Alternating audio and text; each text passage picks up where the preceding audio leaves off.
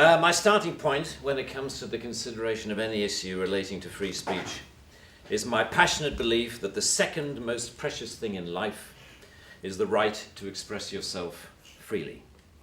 The most precious thing in life, I think, is food in your mouth, and the third most precious is a roof over your head. But a fixture for me in the number 2 slot is free expression, just below the need to sustain life itself.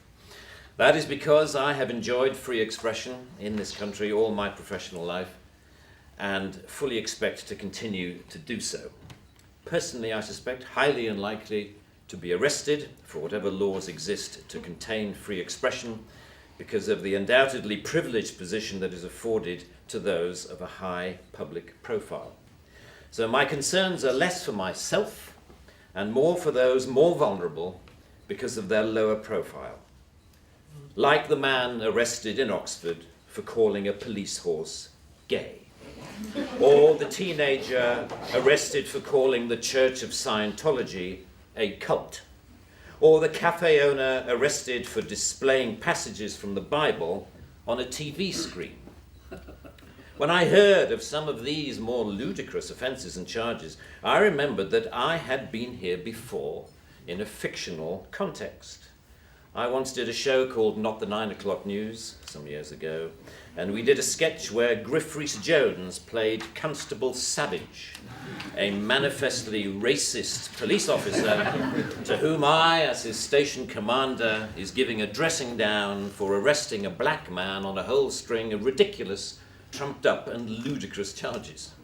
The charges for which Constable Savage arrested Mr. Winston Kadogo of 55 Mercer Road were these: walking on the cracks in the pavement, walking in a loud shirt in a built-up area during the hours of darkness, and one of my favourites, walking around all over the place.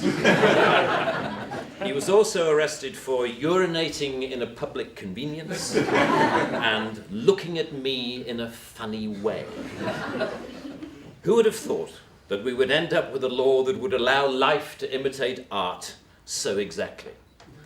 I read somewhere a defender of the status quo claiming that the fact that the gay horse case was dropped after the arrested man refused to pay the fine, and that the Scientology case was also dropped at some point during the court process, was proof that the law was working well, ignoring the fact that the only reason these cases were dropped was because of the publicity that they had attracted. The police sensed that ridicule was just around the corner and withdrew their actions.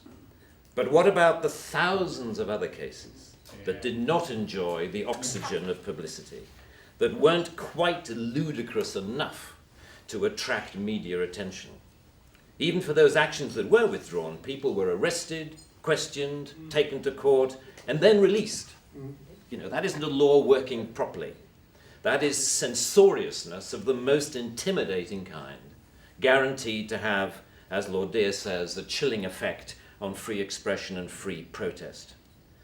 Parliament's Joint Committee on Human Rights summarised, as you may know, this whole issue very well by saying, while arresting a protester for using threatening or abusive speech may, depending on the circumstances, be a proportionate response, we do not think that language or behaviour that is merely insulting should ever be criminalised in this way. The clear problem with the outlawing of insult is that too many things can be interpreted as such. Criticism is easily construed as insult by certain parties. Ridicule easily construed as insult. Sarcasm, unfavourable comparison, merely stating an alternative point of view to the orthodoxy can be interpreted as insult. And because so many things can be interpreted as insult, it is hardly surprising that so many things have been, as the examples I talked about earlier show. Although the law under discussion has been on the statute book for over 25 years, it is indicative of a culture that has taken hold of the programs of successive governments, that with the reasonable and well-intentioned ambition to contain obnoxious elements in society, has created a society of an extraordinarily authoritarian and controlling nature. It is what you might call the new intolerance, a new but intense desire to gag uncomfortable voices of dissent.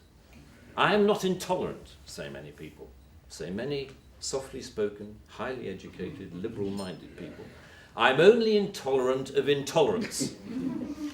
And people tend to nod sagely and say, oh yes, wise words, wise words. And yet if you think about this supposedly inarguable statement for longer than 5 seconds, you realize that all it is advocating is the replacement of one kind of intolerance with another, which to me doesn't represent any kind of progress at all.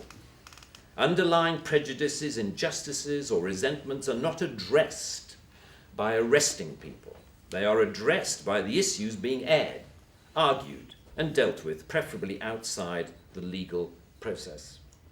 For me, the best way to increase society's resistance to insulting or offensive speech is to allow a lot more of it.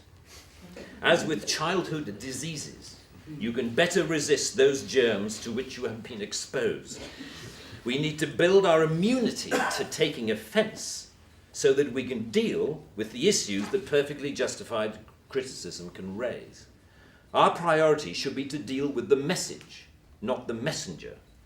As President Obama said in an address to the United Nations only a month or so ago, laudable efforts to restrict speech can become a tool to silence critics or oppress minorities. The strongest weapon against hateful speech is not repression, it is more speech. And that's the essence of my thesis, more speech. If we want a robust society, we need more robust dialogue, and that must include the right to insult or to offend. And even if, as Lord Dear says, the freedom to be inoffensive is no freedom at all. The repeal of this word in this clause will be only a small step, but it will, I hope, be a critical one in what should be a longer-term project to pause and slowly rewind a creeping culture of censoriousness. It is a small skirmish in the battle, in my opinion, to deal with what Sir Salman Rushdie refers to as the outrage industry. Self-appointed arbiters of the public good, encouraging media-stoked outrage to which the police feel under terrible pressure to react. A newspaper rings up Scotland Yard. Someone has said something slightly insulting on Twitter about someone who we think a national treasure. What are you going to do about it? And the police panic and they scrabble around and then grasp the most inappropriate lifeline of all, Section 5 of the Public Order Act, that thing where you can arrest anybody for saying anything that might be construed by anyone else as insulting. They don't seem to need a real victim. They need only to make the judgment that somebody could have been offended if they had heard or read what has been said. The most ludicrous degree of latitude. The storms that surround Twitter and Facebook comment have raised some fascinating issues about free speech, which we haven't really yet come to terms with. Firstly, that we all have to take responsibility for what we say, which is quite a good lesson to learn. But secondly, we've learned how appallingly prickly and intolerant society has become of even the mildest adverse comment. The law should not be aiding and abetting this new intolerance. Free speech can only suffer if the law prevents us from dealing with its consequences. I offer my wholehearted support to the Reform Section 5 campaign. Thank you very much.